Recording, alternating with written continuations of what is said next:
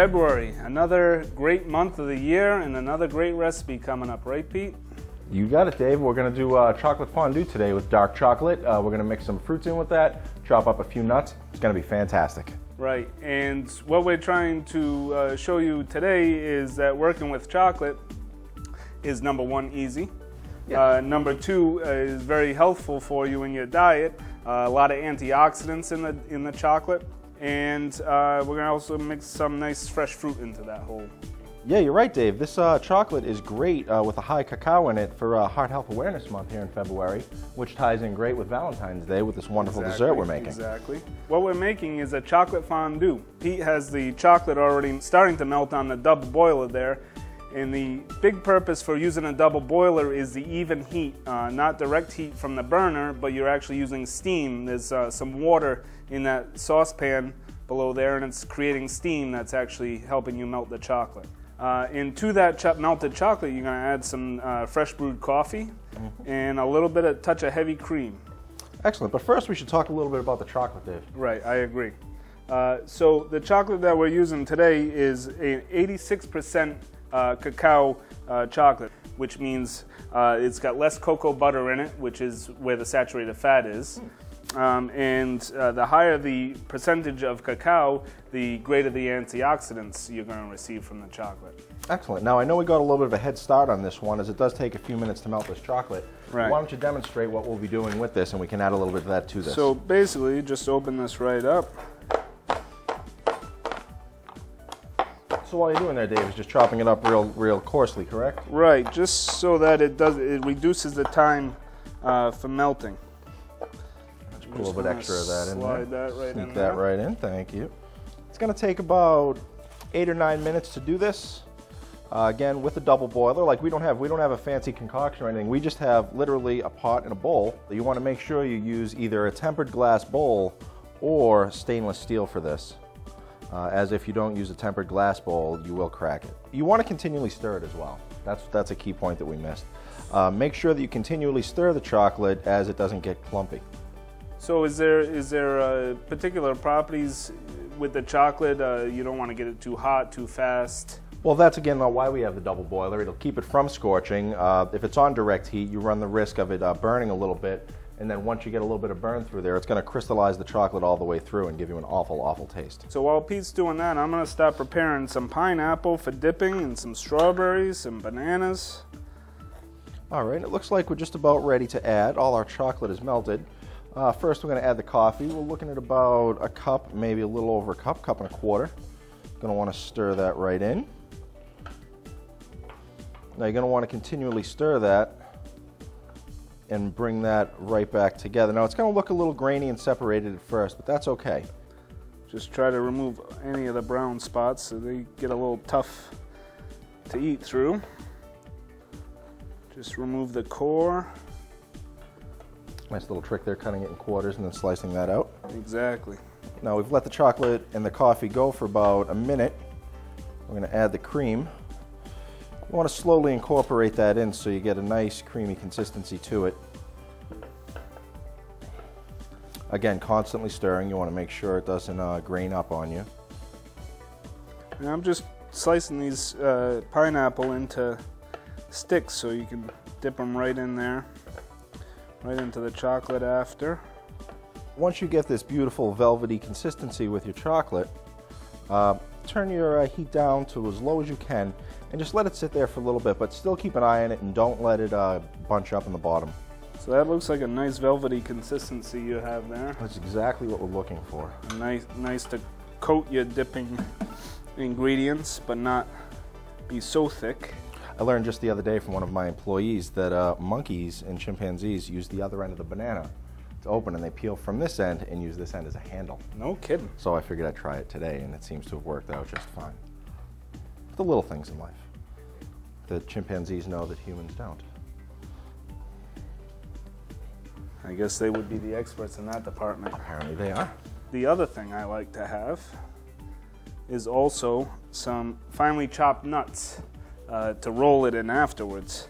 So I have a nice selection over here. I have almonds, peanuts, and pecans. So I'm going to just use a nice little hand blender here.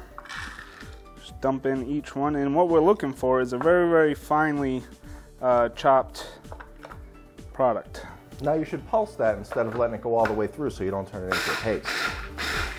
Correct.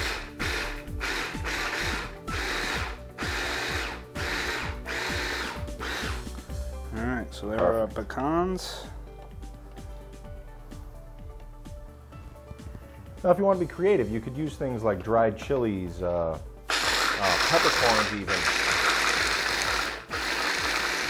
That would add definitely a different element to this whole dish. Yeah. You can be creative and experiment, and you might find something you really like. That sweet and spicy kind of element to it. Well, it is Valentine's Day. A little sweet and spicy never hurt anybody. This is a simple one the guys can jump in on and impress their significant others.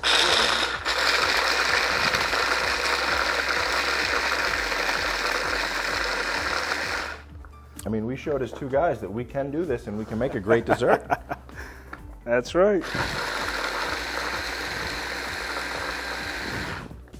All right. And finally, the almonds. All right, so here we go. It is time. We're going to put a little bit of pecan on the plate. Sprinkle a little bit on this side. What do you prefer, the peanuts or the almonds? I like the peanuts. Peanut kind of guy. That's right. Sprinkle a little bit over there. I'll let you start. I will start you with a banana. And this is very simple, folks. All you need to do is dip the fruit into the chocolate and then roll it right in the nuts. I'll take a strawberry. Excellent. That's a fantastic little dish. All right. For yourself, I'll give you a pineapple. I think the whole fun of this is kind of serve yourself. That it is. Or you could serve your significant other. Ooh. Just the same. Grapefruit you could do this with, especially this time of year, is mangoes, which are now available. Yeah, mangoes or citrus, oranges, if you can get orange segments. Yeah, especially now you can get blood oranges, grapefruits, maybe even a lemon if you like the tartness. There you go. I'm going to make one without nuts just to show that you can do it with or without. Beautiful. There we go. All right, excellent. I'll grab a strawberry here. These look delicious. Right, very nice, very just like colorful. everything else we make.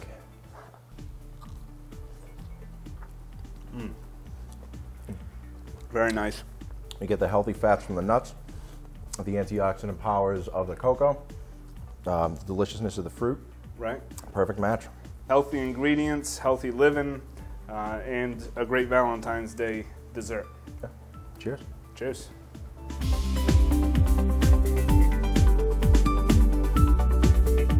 Pete and Dave, thanks for showing you can enjoy chocolate in moderation and make it a healthy choice by pairing it with fruit and nuts.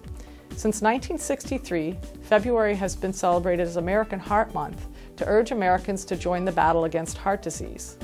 Heart disease kills an estimated 630,000 Americans each year. It's the leading cause of death for both men and women. You can greatly reduce your risk for heart disease through lifestyle changes.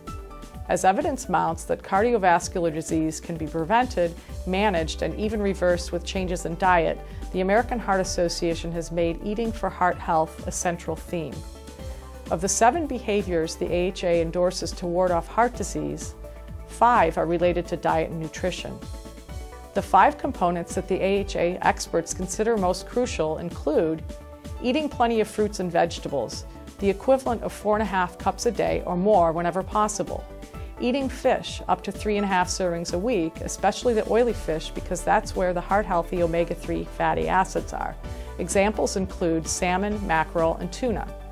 Eating fiber-rich whole grains, at least 3 servings daily, and reducing sodium intake to less than 1,500 milligrams a day. The average American's daily sodium intake is about 3,400 milligrams, more than 70% of which are so-called hidden salts in processed foods. Avoid the use of the salt shaker and avoid high sodium processed and fast foods whenever possible. You can keep your heart healthy by making suggested adjustments in your diet and remaining physically active.